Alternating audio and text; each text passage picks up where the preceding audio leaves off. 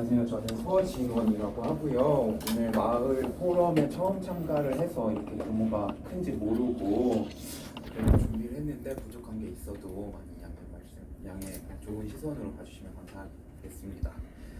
네, 저는 청년 노동에 대해서 좀 말씀을 드리려고 해요. 제가 겪고 있는 청년 노동, 그리고 제 주변에 있는 친구들, 그리고 지금 많이 힘들다라고 사회에서 얘기하고 있는데 과연 어떻게 살아가고 있는가에 대해서 말씀을 드리겠습니다.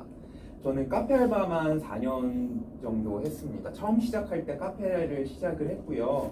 그 카페를 시작하고 지금까지도 카페를 시작하고 있는데, 카페 알바에서 당한 일부터 말씀을 드리자면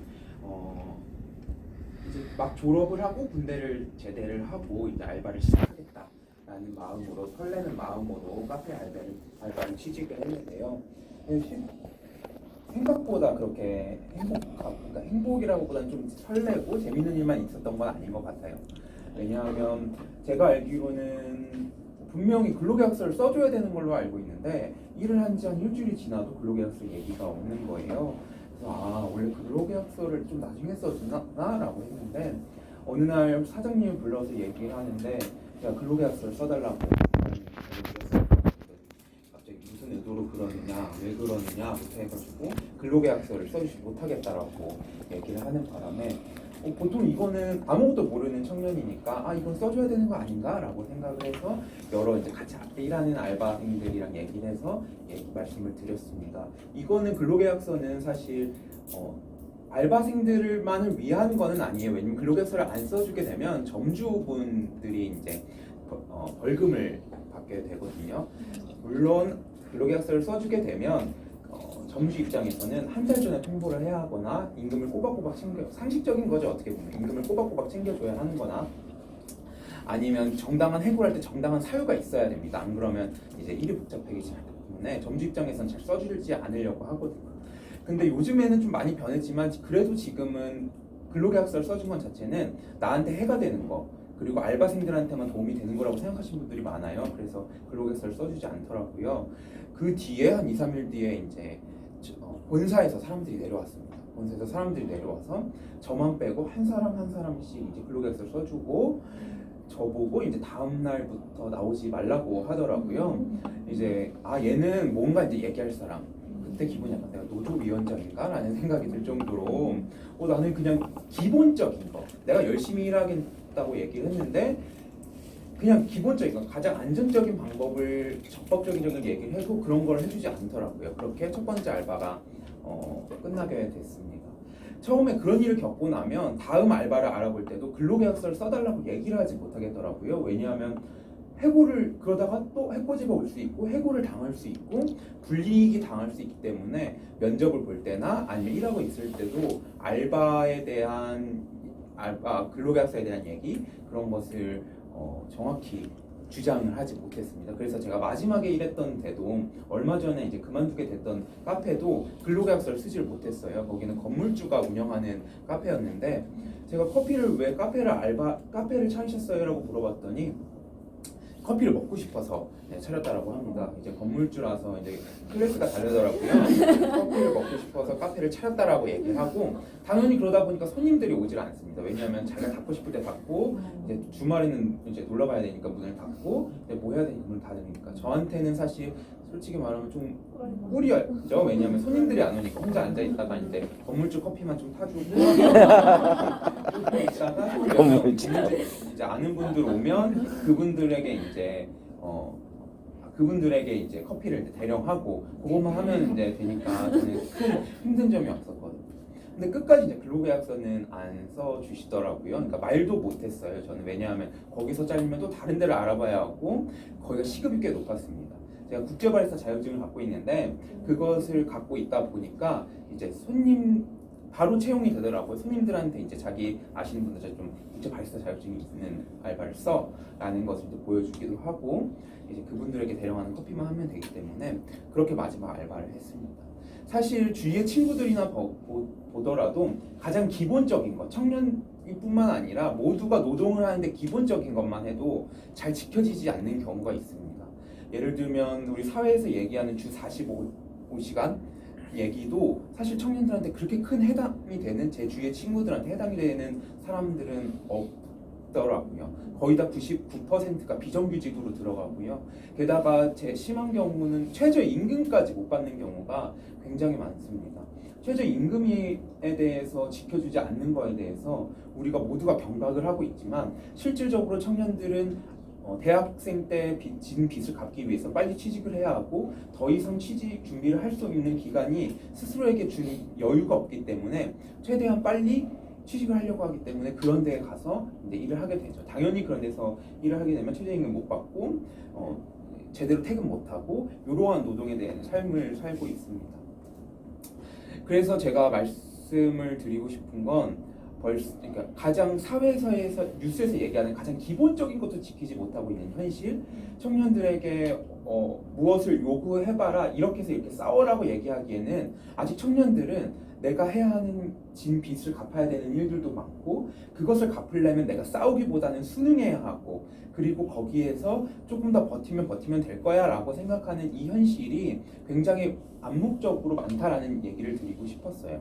제가 카페 알바를 하다 보니까 주위에 같이 일하는 친구들이랑 얘기를 해보면 청년들 안에서도 계층이 나눠지게 됩니다. 예를 들면 자기 등록금부터 모든 걸 다 충당해야 되기 때문에 알바를 3-4개씩 하는 친구들도 봤고요.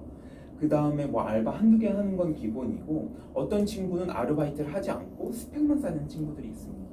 여기에 대해서 공통점을 보면 우리 조국의 이번 사건에 대해서도 청년들이 무조건 많이 분노하고 화를 내는 게, 부모님의 신분적 차이가 우리가 세상을 첫 발을 내딛는 청년들에게 어떤 의미로 다가오느냐가 느껴지기 때문이에요.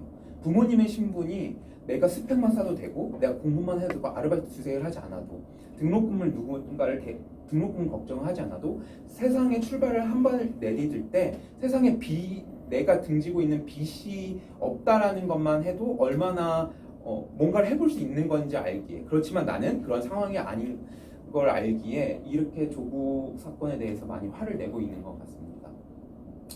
그래서 친구들이랑 얘기를 할 때도 사실 노동이라는 거에 대해서 어떻게 보면 노동, 청년 주거 이런 것이 내가 앞으로 어떤 계층에서 살겠구나라는 것을 암묵적으로 다 암시를 하고 있습니다.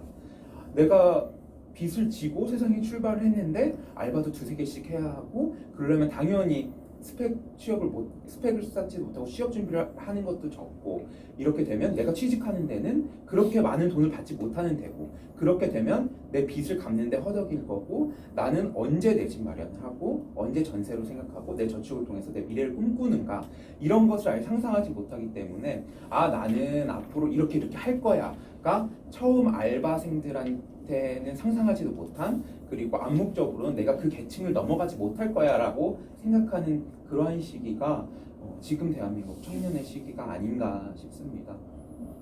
그래서 저는 정의당 당원인데요. 정의당 당원이 노동을 얘기해야 하고 여러 가지 얘기를 하고, 그리고 친구들한테도 거기에 대해서 이렇게 하면 안 되고 이렇게 싸워야 되고 이렇게 얘기해야 돼 라고 얘기를 하고 싶지만, 저도 청년인지라, 그리고 그것이 혼자의 노력으로만 되지 않는 것이 알기에, 그리고 지금 정치권에서도 청년의 이야기를 들어주는 것, 노동자의 이야기를 들어주는 것보다 지금 다른 정치적인 맥락에 대해서 얘기하는 것이 더 많기 때문에 그냥 우리는 이렇게 살아야 되나 보다라고 하는 그러한 우울감, 그런 거, 뭔가를 시작하지 못하겠다는 그런 생각들, 그런 것이 기저에 깔려 있다라고 생각을 해요. 그리고 그것이 가장 큰 문제라고 생각을 합니다.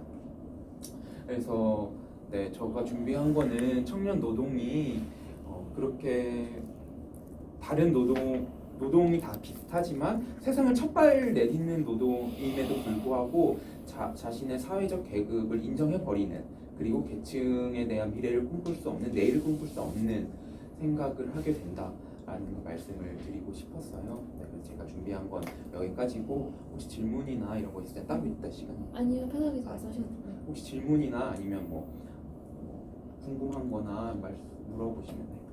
국제 바리스타를 따려고 했으면 그쪽으로 쭉 가려고 그렇게 했던 거예요? 저는 그냥 커피를 좋아하고, 그러니까 처음에 알바를 하다 보니까 이거는 국제 바리스타 자격증이 있으면 조금 더 대우를 받겠더라고요. 그래서 내가 앞으로 그쪽으로 나가겠다는 생각은 우선 크게는 갖지 않지만 커피에 대한 좋아하는 게 있어서 우선 그것 때문에 많이 이거든요. 또 커피에 대해서 궁금한 거 있으시면 물어봐도 되고 아니면 청년 아니면 주변 뭐 얘기. 저는 회사에서 한 10살쯤 여기 목표를 잡았고요. 제가 궁금한 게 좀 있는데 평소 회사에서는 그걸 질문을 못 하고 있는데, 그러니까 지금 생각하실 때 그 윗세대, 더 나이 많은 세대들, 이를테면 내 또래 40지원이라든지 아니면 더 많은 20대, 60대 이런 분들이 어떻게 청년들을 바라봤으면 하는지, 그리고 어떤 태도를 취해야 되는지에 대해서 어떻게 생각하고 있는지 좀 궁금하긴 합니다. 그러니까 그런 어려운 노동환경 이런 것들에 노출되어 있는 분들이 그 세대들에게 바라는 점, 구체적인 혜택이나 이런 게 아니라 그 태도나 자세 이런 것들에 대해서 말씀해 주실 수 있는지 궁금합니다. 보통 이제 회사에서 얘기를 들어보면 소위 우리 사회에서 얘기하는 꼰대 얘기를 많이 하게 되거든요. 예전부터 사회 안에 그 회사 안에서 알게 모르게 내려왔던 그러한 문화, 그런 문화에서 지금의 청년 세대는 극렬히 저항하는 세대라고 생각을 합니다. 나는 왜 예전 같으면 오늘 회식 있으니까 와 라고 얘기를 하는 거는 저희한테는 이해할 수 없는, 회식이 있었으면 일주일 전부터 얘기를 해주던가 아니면 언제 미리 얘기를 해주던가 그랬으면 자기가 시간을 빼보고 내 이 정해진 시간을, 내 개인적인 시간을 한번 고려해봤을 텐데 하루아침에 나와? 라고 하는 거는 자신을 존중하지 않는 태도라고 생각을 해요. 그래서 지금 청년들이 뭘 얘기를 하고 태도가 제일 중요하다라고 생각을 해요. 왜 우리는 존중한다, 부모님도, 저희 부모님도 그러는데 존중한다라고 얘기를 해놓고 뒤에 꼭 뭔가를 붙이시잖아요. 거기에 대해서는 이해를 하는데 이렇게 하면 안 돼요. 사실 청년들도 알거든요. 사실 제일 불안한 것도 청년이고 현실에 제일 많이 짓눌리는 것도 청년인데 거기에 대한 조언은 스스로가 더 잘 알아요. 나 이렇게 하면 안 되고 이렇게 하면 되겠다. 그런데 그것을 꼭 누군가가 해주려고 하면 반감부터 드는 건 사실입니다. 그래서 기업이나 아니면 가족이나 여러 가지 주위의 어르신분들이 좋은 얘기를 해주시는 거에 대해서는 어느 정도 듣지만 사실 그걸 다 체감해서 듣진 않는다라고 생각을 합니다. 그냥 뭐라 얘기하기보다는 같이 그냥 서로의 얘기를 나눈다라는 얘기. 네. 돈을 주시면 좋지 않을까요? 어떤 거? 돈을 돈은 제일 좋죠. 질 불편의 질이 네. 아까 말씀하실 때 그런 구조적인 것들에 대해서 주변 친구들이나 이런 사람들한테 얘기를 하고 싶지만 근데 그 기회가 정확하게 어떻게 되는지가 잘 안 끝난 것 같아가지고 얘기를 하셨다는 건가요? 아니면 하셨을 때 반응이 어떻게 보통 의견이 조성이 되나요? 그러니까 저는 친구들한테 어떤 일이 있었냐면 대학교 때 토론의 시간이었어요. 그러니까 왜 우리는 이렇게 힘든가에 대해서 얘기하는 토론하는 시간이었는데 저는 그 순간 계속해서 얘기를 했습니다. 우리가 이렇게 힘든 거는 정치에 관심을 가져야 한다. 정치로 바꾸고 정치로 목소리를 내야 한다라고 얘기를 했는데 그 순간 저는 아까 말했던 꼰대가 되어졌어요. 이렇게 해야 돼, 이렇게 해야 돼.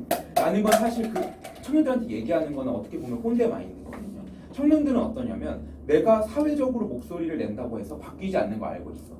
심지어 제 주위에 옆에 토론자한테 얘기를 들었던 건 어떤 내용이냐면 자신은 내 삶이 너무나 힘들고 안 바뀔 거 아는데 내가 사회적 목소리를 낸다라고 해도 안 바뀔 거 안다.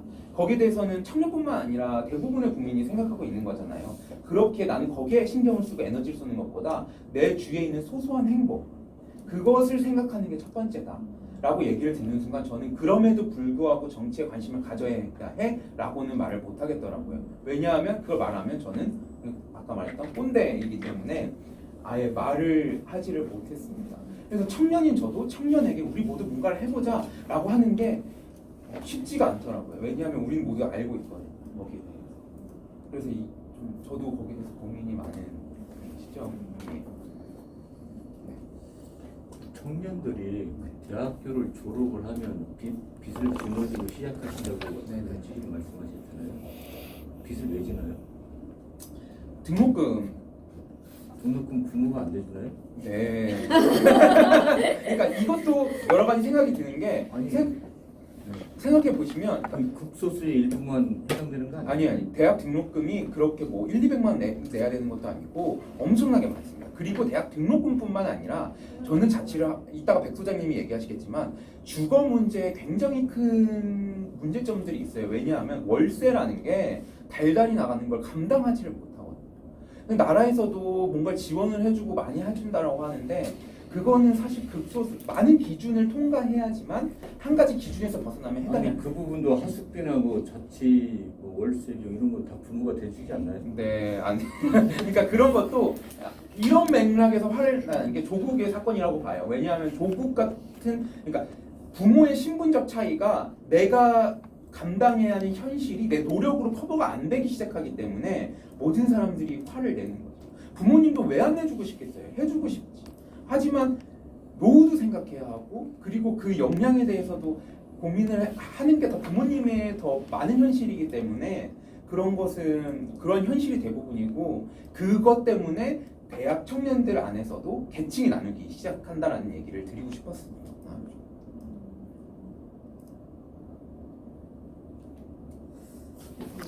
일반적인 얘기는 아닐 수 있는데요. 제가 공공학번이거든요. 근데 저희 정도 친구들까지는 그래도 그 등록금 같은 거를 부모님께서 해주셨던 것 같아요. 저 같은 경우는 저희 아버지가 이제 한정 공기업에 다니셔가지고 주제까지는 부모님이셨습니다. 그래서 이제 저는 아르바이트비가 이제 그러면서 용돈만 벌면 되고 주거는 엄마 아빠랑 같이 살았으니까 해결이 됐고. 근데 그때도 이제 그 지방에서 올라온 친구들은 이런 친구들은 굉장히 먹고 사는데 힘들었다고 하더라고요. 아유. 근데 이제 그 다음 세대부터는 이제 거의 학자금 대출을 많이 필수적으로 하는 분위기라 빚을 안고 사회에 나오고 있어요. 빚을 안고 사회에 나오기 시작하면 이제 내가 선택할 수 있는 직업도 직장도 정해져 있다라는 말씀을 드리고 싶었습니다. 그러니까 이게 사회적 구조적으로 쉽게 해결되지 않는 문제이기 때문에 많이들 관심을 가져주셨으면 좋겠다라고 말씀드리고 싶었습니다. 제가 처음에 잘 저 졸업 안 해. 한 학기 남았어요. 그러면 지금 쭉 바리스타 쪽으로만 알바를 하셨잖아요. 네. 나중에 꿈이나 진로랑 연관이 됩니까? 본인이 갖고 있는 꿈과 진로 쪽 방향이. 그러니까 저는 카페를 계속 일하면서 느낀 거는 여러 가지겠지만 제일 중요한 거는 카페는 건물주만 차려야 되겠구나라는 생각을 해요. 왜냐하면 정말 카페가 임대료가 그 점주한테 듣는데 이거는 한두 잔 팔아서 그러니까 왜 우리 드라마에서 나오는 그런 여유로운 걸 로망으로는 못 하겠더라고요. 365일 중에 며칠 쉬지 못하고요. 왜 그리고 물 장사가 잘 된다라고 하는데 사실 물 장사가 다 가져간 게 임대료이기 때문에 아까 건물주 밑에서 일해봤다고 생각을 했잖아요. 진짜 돈을 버는 게 건물주는 앉아서 돈을 막 몇백만 원씩 월씩 버는데 그 아래서 점주나 알바생들은 그 임대료를 내기 위해서 잘 쉬지를 못해요. 그리고 저는 꿈이 약간 정치 쪽에 있기 때문에 사실 직업 정치인을 꿈꾸는 사람 중에 하나이기 때문에 뭐 카페는 아직 건물주가 좀 되겠다는 꿈을 가지 않는 이상 그러게 되더라고요. 그러면 근로계약서를 4년 동안 제대로 쓴 적이 한 번도 없어요. 딱 한 번 있어요. 그러면 그거 말고 최저임금이나 퇴직금이나 기타 뭐 주휴수당이라든지 나머지 그 노동관계 쪽에 조건은 어땠습니까? 이게 최저임금이 확 오르기 시작하면서 주휴수당을 안 주려고 쪼개기 시작합니다. 시간을 쪼개고 15시간 이상 주휴수당을 챙겨줘야 되거든요. 주에 그걸 안 주기 위해서 일주일에 2번만 나와 이렇게 되기 시작을 한 거예요. 그리고 퇴직금이 1년 이상 일을 하게 되면 퇴직금을 줘야 하거든요. 근데 딱 1년 되기 몇 살 전에 주위에 친구들 들어오면 그만 나오라고 해버립니다. 왜냐면 퇴직금의 금액이 꽤 있기 때문에 그걸 부담스러워 나오기 때문에 그러니까 노동법에 대해서 여차저차해서 피해가려고 하는 그러한 것들이 너무나도 많기 때문에 그래서 저는 최저임금을 못 받는 건 사실 요즘에 제 주위에 친구는 못 봤어요. 그러니까 직장에 들어가면 모르겠는데 알바는 최저임금이 첫 번째입니다. 그것을 안 지켜준다라는 거는 정말 아예 지원조차 하지 않을겠다라는 인식이 우선 알바생들 사이에서는 꾸준히 있고요. 단 주휴수당은 여기서도 이제 몇몇만 소수만 해당되는 이야기다라는 걸 암묵적으로 알고 있어요. 왜냐하면 주휴수당 주는 데가 없기 때문에 CJ나 뭐 이런 데에서만 주고 그렇기 때문에 퇴직금도 그런 데서만 주고 그러니까 다 대기업을 관련된 아르바이트도 대기업. 관련 그건 것 같아요. 그래서 난 패밀리 마트야. 근로계약서 같은 경우는 말씀하신 것처럼 그 내용 안에 근로기준법을 위반한 형편없는 내용이 들어있더라도 그 형편없는 내용 때문에 받는 페널티보다 계약서를 안 썼다는 이유만으로도 바로 형사로 고소되거든요. 점주한테. 그러니까 굉장히 큰 위험이 되는데 너무 주인이 나쁘다든지 해서 머리 좀 고치해서 퇴직하고 나서라든지 한번 이렇게 좀 꼰지를 찬다는 건 없어요. 그러니까 이게 고쳐야 될 거 아니에요. 네 맞아요. 그게 고쳐야 되는 한 건데 번이라도 좀 이렇게 좀 확인해다. 끝나고 나서라도 그럼 내가 좀 얘기를 하겠다. 이런. 이래서 노동교육이 중요하다라는 게 저희가 만약 고등학교 때부터 노동법이 이렇고 이랬으면 이렇게 되고 이런 절차를 밟아야 돼 배웠으면 실행하는 사람들이 더 많았을 거예요. 그런데 우리는 세상에 딱 출발을 하려고 할 때 집계약하는 방법도 모르고요. 근로계약서를 어떻게 써야 하는지 누구한테도 배우지 못했고요. 여기 안에 뭘 들어가야 되는지 어떻게 배워야 되는지 배우지를 못했어요. 그래서 딱 근로계약서를 써보면 점주가 얘기합니다. 여기 쓰고 사인해. 그럼 저희는 이렇게 사인하는 것보다라고 해서 이렇게 사인하고 사인받거든요. 그 자리에서 누가 하나하나 다 이렇게 한다는 것 자체를 해보지 않았기 때문에 그리고 배우지 않았기 때문에 모르는 거예요. 집계약을 할 때도 저는 한 번도 유튜브로 배웠어요. 이렇게 해서 이렇게 해야 되는구나. 그러니까 아무도 안 알려주는 거기 때문에 그리고 의원님 말씀하시는 그러한 절차를 받는 지점들이 있어요. 커뮤니티가 있거든요. 알바생들한테도 여기는 이래 우리 모아서 한번 해보자 라고 해서 가끔가다 그렇게 해서 고발이 되는 있어요. 계약서 쓰자 그러면 일하지 마 하는 것도 맞아요.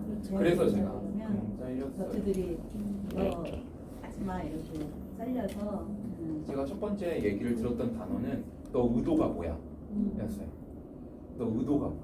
이게 잘리기 전에 아예 고용 자체가 안 되는 거예요. 그걸 하자고 그러면. 퇴직하고 나서라도 가끔은 그 노동 사무소에 가야죠. 미장원에 근무한 사람들 우리 저 기장하는데 미장원 퇴직하고서 저 노동부에 들어가고 그래요. 퇴직금 다 받아가고. 그 법적으로 엄밀히 말하면은 근로계약서 모든 계약의 형식이 또 형식적인 것을 구비하지 않았다 하더라도 구두상으로도 계약도 계약이 성립되는 거니까 원래 그 자체는 계약서를 안 썼다 하더라도 근로계약은 성립하는 거예요. 그리고 나중에 그걸 소급해서 그런 문제를 어떤 근로기준법상의 모든 권리관계를 얼마든지 주장할 수 있는 거거든요. 그냥 그걸 안 하면 오히려 근로계약서를 안 쓴 사업주가 더 불이하겠죠 나중에. 근데 그것을 사업주도 모르고 알바생들도 모르니까 외국 같은 경우에는 각자 역할을 맡아요.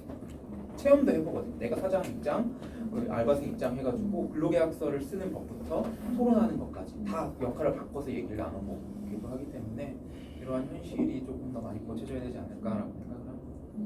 근데 그런 부분은 일단 그 노동하실 분도 일단 그런 것도 중요한데 말씀 들어보면 사업주에 대한 교육도 중요하거든요. 네 맞아요. 사업주가 이게 불리한 그런 약간 뭐 프로그램 같은 게 있으면 우리 지역별로 실제 사업을 폐정하는 분이나 그런 분들은 의무적으로 그런 교육을 받겠는데 그리고 또 알바생들이 좀 자기 권리에 대해서 얘기를 확실히 못하는 게 대학생들이나 아니 대부분의 알바를 하는 사람들은 알바는 노동으로 생각을 잘 하질 않아요. 내가 잠깐 하고 취업할 거라고 생각을 하기 때문에 내가 알바를 하다 부당한 일을 당했어 라고 하면 그냥 다른 데를 알아보거나 조금 시간을 두고 다른 데에 취직하면 알바를 구하면 되지라는 생각을 하기 때문에 현실이 잘 안 고쳐지는 거 맞는 거. 그러니까 알바도 노동이다라는 그러한 개념이 잘 없기 때문에 그리고 이제 뭐 예를 들어서 표준 근로계약서를 쓰는 방법이라든지 집계하는 방법이라든지 이거는 우리나라 교육이 잘못된지 예전에는 안 가르쳐줬어요. 그러니까 자기가 알아서 배워야 되는데 뭐 식당을 한다거나 하는 사업주들은 근로계약서 써야 된다는 건 다 알아요. 자기 친구들한테 얘기 들으면 다 알지 않겠어요? 식당하는 사장님 중에 하나는 이제 주휴수당을 안 준다고 이제 퇴직한 그 알바생이 이제 고발해갖고 나한테 계산을 해달라고 이제 전화가 와서 계산을 해보는데 저도 주휴수당 계산하는 방법은 이제 그때 처음 알았어요. 근데 어려워. 그 식당 이 사업하는 사람들은 자기 친구들한테 들어가지고 다 알아요. 그렇게 해서 배우는 거죠. 고양시에 그 청소년 교육 과정으로 고등학교에 가는 게 있거든요. 수업을 학교에서 그 교육을 하겠다고 이게 문 열어주는 거를 굉장히 안 하더라고요. 학교에 직접 가서 강의를 하는 프로그램이거든요. 왜냐하면 학부모님들은 자기 자식이 노동자로 산다라는 생각을 하지 않고 회장이나 사업주나 이런 것 때문에 어렸을 때부터 이상한 거 가르치지 말라고 반대하시는 학부모님들이 너무 많아서 사실 그런 교육을 하면 민원부터 들어오는 게 심해요. 시에서 그런 프로그램 하는 게 잘 안 되고 그다음 사업주 교육도 하려고 하는데 예산 때문에 어려서 못하고. 저 같은 경우에는 그래도 많이 개선되고 있다고 느끼고 제가 산업동에서 지금 한 거의 10년 정도 됐는데 제가 처음 알바부터 시작해서 계속 있었는데 제가 처음 알바 시작할 때도 그렇고 그 취업에서도 그렇고 분류해서 저 안 써요. 저는 그때 써야 될지 몰랐고 저도 똑같은 상황이었는데 지금은 그래도 한 3년 전부터는 3, 4년 그 정도 전부터는 이제 근로계획서나 이런 거 다 쓰고 주휴수당이나 이런 거 다 계산해서 책정을 하거든요. 좀 더 나아지지 않을까라고 일단 생각합니다. 그 시제조사라는 게 있었어요. 계약서 작성에서 근로계획 작성에서 근데 3년 정도 전보다 올라가는 가질 때 그 이유가 뭐냐면 프랜차이즈들은 그 교육을 다 해요. 그래서 프랜차이즈 정주들은 근로계약서를 무조건 써요. 안 그러면은 이게 고스톱은 고스톱을 있다는 걸 알기 때문에 그래서 퍼센티지가 올라가는 거고 5인 이하 그 상점들 있잖아요, 가게들. 그런 데는 거의 계약서를 아직도 안 쓰는 거예요. 실질조사에서. 대기업을 가려고 많이 알바생들도 그래서 알바생들 프랜차이즈 프랜차이즈를 많이 가려고 네, 뒤에 발제가 많아가지고 말씀 너무 잘하시죠? 네. 우리 정의당의 전 청년 대변인이었고 이 뒤에 기사 나중에 찾아보시면 그 한겨레에서 내야대 노회찬을 찾아서 이런 정의당의 청년 정치인들을 다루는 기사가 있어요. 그리고 맨 오른쪽에 서진원 당원 계신데 한번 찾아서 읽어봐 주시고 앞으로도 이제 다음 정의당의 얼굴이 될 수 있도록 많은 응원 부탁드립니다. 네, 수고하셨습니다. 디플 가실 거죠? 네. 디플 가실 거죠? 네네네.